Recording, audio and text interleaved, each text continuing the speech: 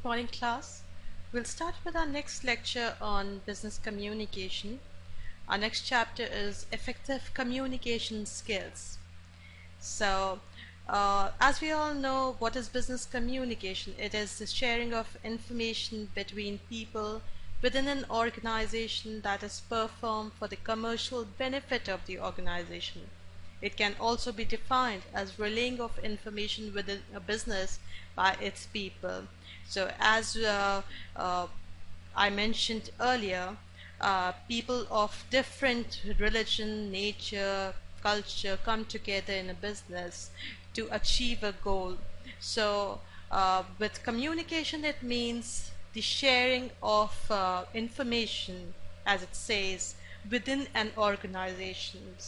So, as we can see, the objectives of business communication, what do you think may be the objectives of business communication? It means to gather and give information.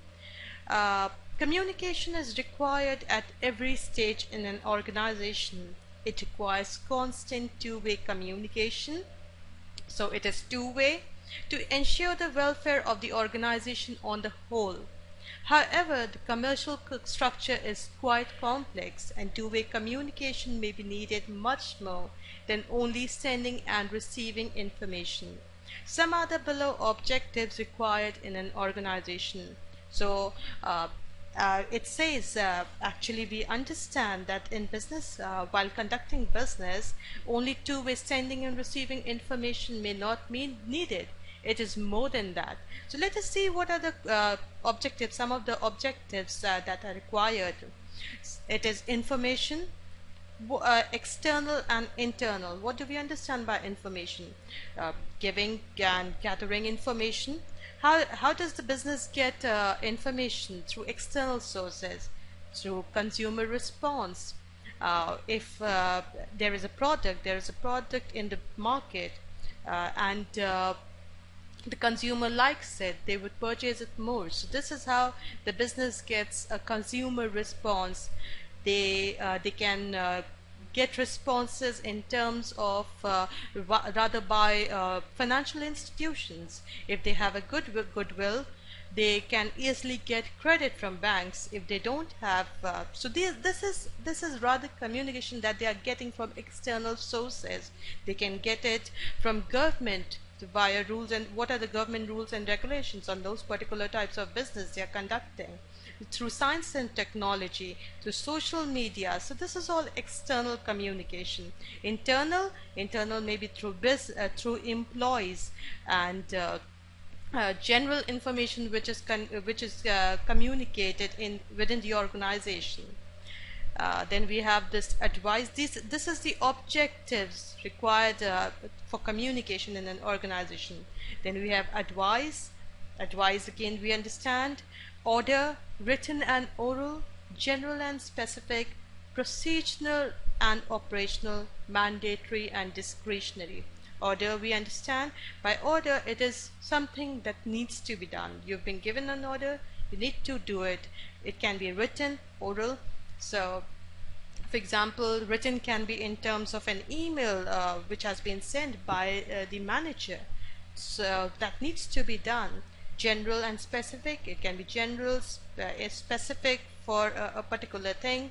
Procedural and operational, mandatory and discretionary. Mandatory means needs to be done, discretionary means can be done. It is for your own good, you can do it. Suggestion, persuasion, education, warning, raising morale, motivation. So these are some objectives of communication that can happen in a business. Okay, by effective communication, we understand, now we know the objectives of business communication.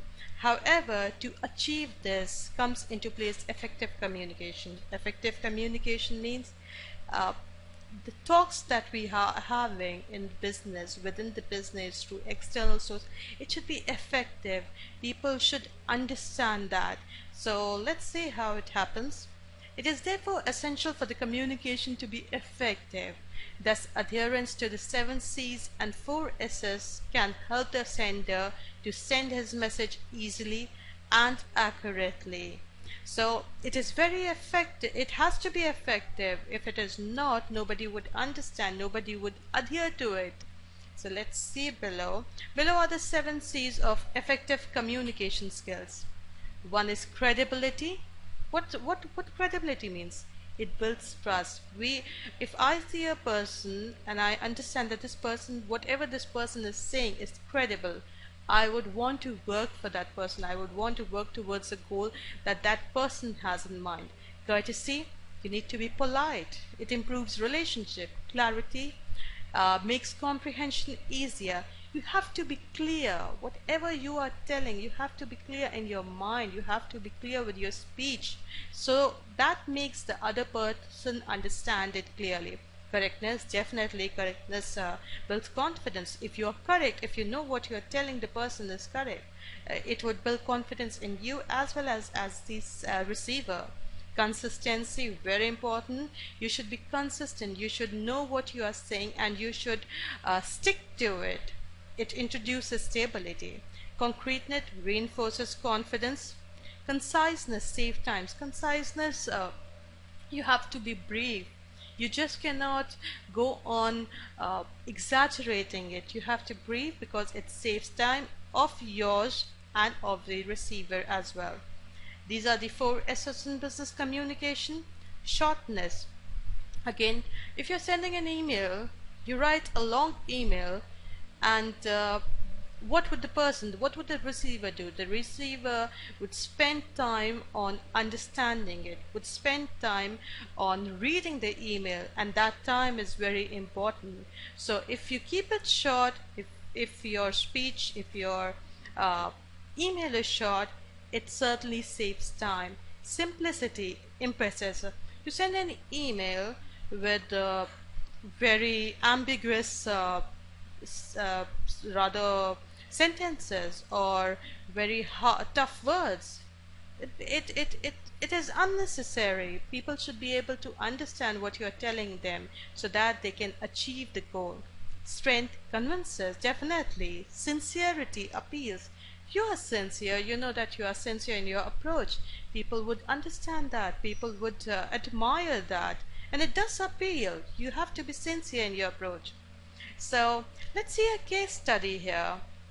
Yeah, if you see, in the fall of 1982, after taking extra strength Tylenol, a capsule for pain relief manufactured by Johnson & Johnson, 7 people died.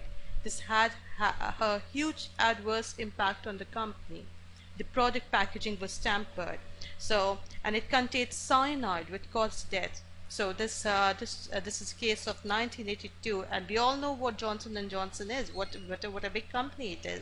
So it was manufacturing a capsule for pain, Tylenol.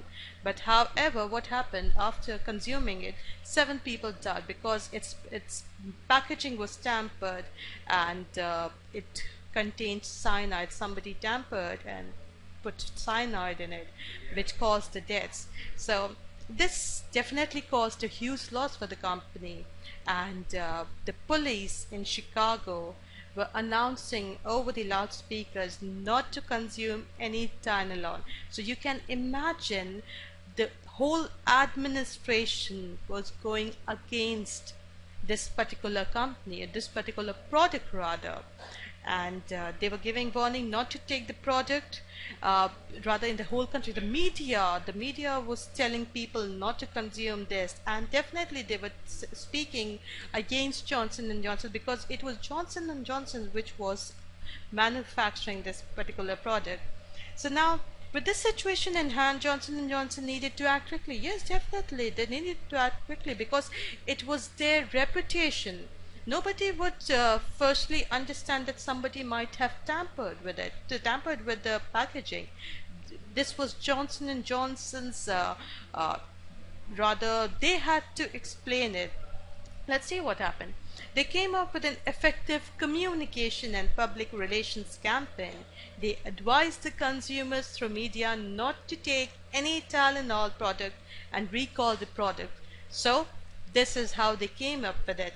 They started a campaign rather not for advising the consumers not to have any of this product. This could have adversely affected them had they not come up to advise the consumers, had they just uh, rather kept quiet. There was an investigation going, the administration was telling the consumers not to have it, but then it was the company's responsibility to inform the public, to inform them that yes, this had gone wrong, and they did advise them. They also cooperated with the investigations. This caused a loss of millions of dollars to company. And you know what they also did? Uh, they rather came up with a reward for any kind of information on the person or on the group that had tampered with. They came up with a reward. If somebody could give them this information, they would give that person a reward. So this definitely caused a loss of millions for them. However, they had been able to prove with their communication that they were more concerned with consumer safety than product. Every company, yes, they want to earn profit, but definitely consumer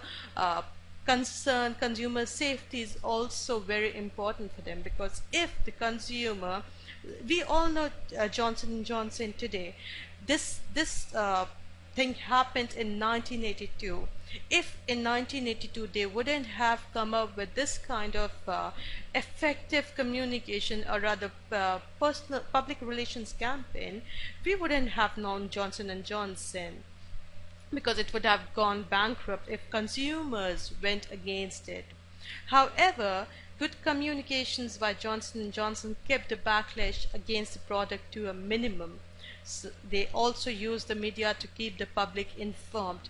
After the recall, they were the first company to comply with the tamper-resistant packaging. This helped the company while relaunching the product in the market. The product also gained back the market share it had lost. So this is what happens.